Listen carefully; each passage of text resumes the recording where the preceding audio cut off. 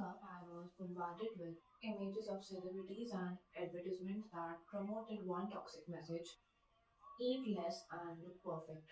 Whether it was slimming teas, fat diets, or just casual remarks, the idea was clear. If you wanted yourself to be accepted, you need to shrink. And here's the thing, it wasn't just on TV. My own families made these beliefs as well. I watched my elder cousins, my aunties, obsessing over every bite, skipping meals, and treating food like it was the enemy.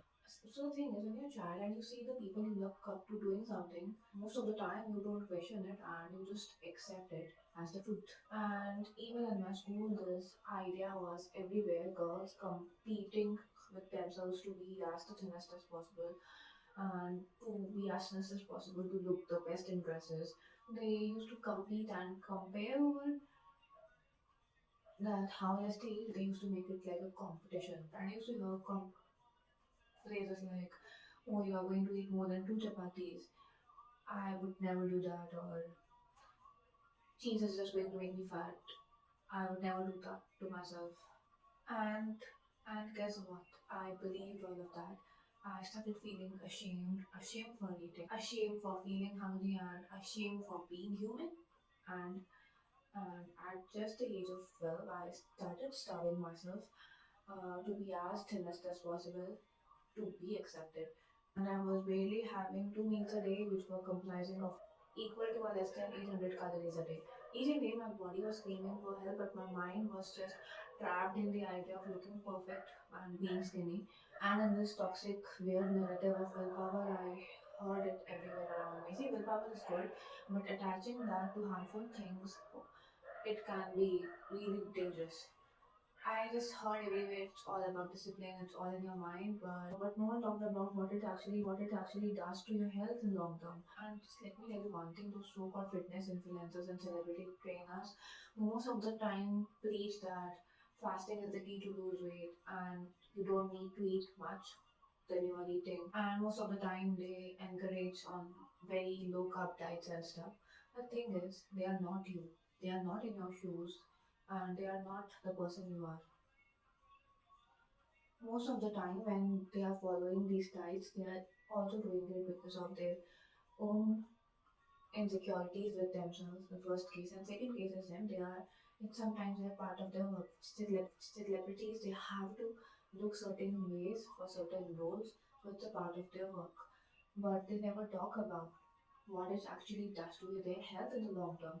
What, for example, if an actress has to look extremely ripped for a bikini shoot, then like completely out, having no salt in her life for like a week, and like an extremely restrictive diet for days. And I've seen like celebrities, people do follow this stuff, and they accept that they have to do such stuff for certain goals, but they never talk about what it does to their health in the long term. Those fitness influencers you're seeing on Instagram, Facebook, they will never ever talk about uh, what it what it actually does to you in the long term. Most of the time, some people are also doing it because they're insecure themselves. You never know the backstory. They are not living your life being in your shoes. They don't know you, and you never know their backstory as well. The thing is, not even they are living your life, and not even you are living their life. And even if they are facing very dangerous consequences, they are obviously not going to talk about it. Where they are facing withdrawal symptoms, they'll just have to do it because it's a part of their work.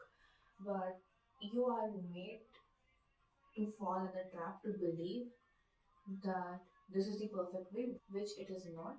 And you need to understand that these consequences have lifelong dangerous effects on you. And I remember I was at the peak of anorexia when I was 14, and my weight was 47 kgs and my height being 5'9", it was really, I was underweight. I was medically underweight, and but I was proud of it. I was extremely proud of the fact that I lost so much weight by starving myself. I was proud of eating less. I was just proud of being skinny. But deep down, I was miserable. My energy was gone. My hair was falling. My academics were on a downhill because I was not able to focus, not able to maintain energy at all. And as a fact, I became a very agitated and irritated person. And I used to project all of my insecurities, all of that pain on others. And and in the end I contributed to the same toxic environment that trapped me. The worst part was I wasn't just hurting myself, I was becoming the very person who perpetuates this cycle. I criticized others who ate more, I criticized others who were eating the things which I was not. I made snide comments and contributed to the same toxic environment, and I contributed to the same toxic environment that trapped me. And here's the truth, when you are living this way, you are not just destroying yourself, you are setting an example for everyone around you, your siblings, your friends, your family, your children. They see you, they mirror you, and they fall into the same trap. So, the thing is, I've got elder cousins who have got daughters, and they follow very restrictive diets, very restrictive low carb keto diets. And when I'm at the stage when I'm recovered of all of those unhealthy patterns, I deep down feel sad for their daughters because in the future their daughter might have to go through which I went through. And I really feel sad for them that they are not able to see a healthy example in front of them. But there is a way out, and it starts with breaking that cycle. The thing is, you need to stop trying your worth fitting into society's so called standards. Your worth is not in the size of your jeans or on the number of your scale.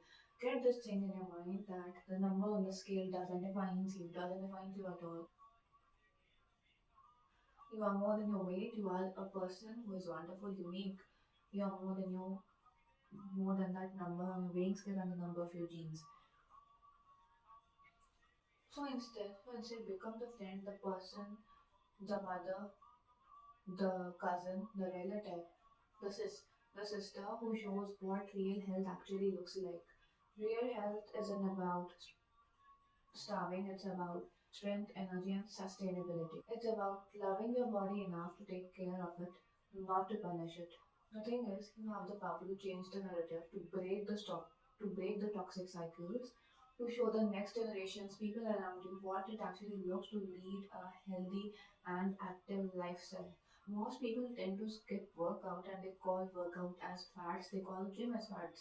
And their mentality is that if they will quit gym, they will gain weight, and gym is the enemy.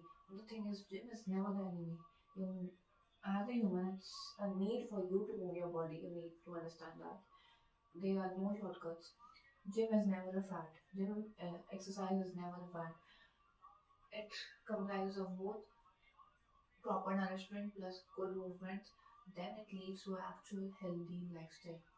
Because if I could break free, then so can you. So let's do this together. Let's stop surviving. Let's start thriving. Become the person you needed when you were younger. Not the type of people who are around you and made you trapped in the cycle. Not toxic example of insecurity, but strong and healthy examples of health, confidence, and self-love. So if this message resonated with you, then make sure to like this video and take a moment, reflect, reset, and remember, you matter, your health matters. And it's never too late to break the patterns and to rewrite your story. So if this video resonated with you, then make sure to like it and share it, and don't forget to hit that subscribe